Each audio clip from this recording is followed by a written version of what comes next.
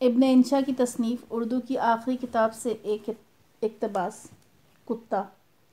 کتا پالتو جانور ہے۔ ہمارے شہر کی کارپوریشن اسے پالتی ہے اور مختلف علاقوں میں چھوڑ دیتی ہے۔ کارپوریشن اور بھی کئی جانور پالتی ہے، مثلاً مچھر، مثلاً چوہے، لیکن بھونکنے والا واحد جانور یہی ہے۔ کتابوں میں آیا ہے جو کتے بھونکتے ہیں وہ کاٹتے نہیں۔ کاٹنے والے کو بھونکنے کی ضرورت ہی کیا ہے؟ بھونکتا وہ ہے جسے کاٹا جائے، جس سے غضب پہنچے۔ کتا بڑا وفادار جانور ہے۔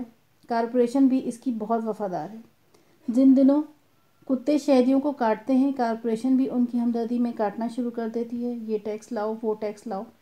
ناطقے کے علاوہ کبھی کبھی یہ پانی بھی بند کر دیتی ہے۔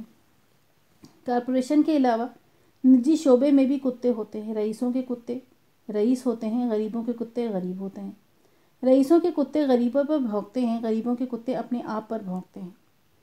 کتا اپنی گلی میں شیر ہوتا ہے، عین اسی طرح جس طرح شیر کسی دوسری گلی میں کتا بن جاتا ہے۔ کتوں اور عاشقوں میں کئی چیز مشترک ہیں۔ دونوں راتوں کو گھومتے ہیں اور اپنا کلام پڑھ پڑھ کر لوگوں کو جگاتے ہیں اور اینٹ پتھر کھاتے ہیں۔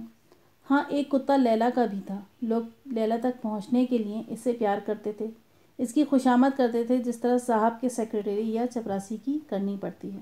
شکریہ۔